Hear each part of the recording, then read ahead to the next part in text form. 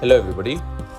Today I will show you how to block someone from using your hotspot in iPhone, or how to kick someone. To disconnect someone from using your iPhone, follow this step. First, let's say an Android phone is currently connected to your iPhone hotspot and you want to disconnect it. The only way to disconnect is to change the hotspot password.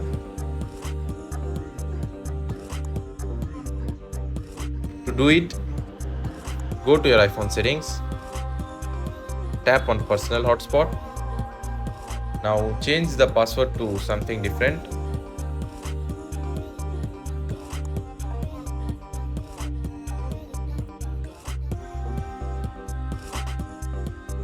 The connected device will lose its connection instantly.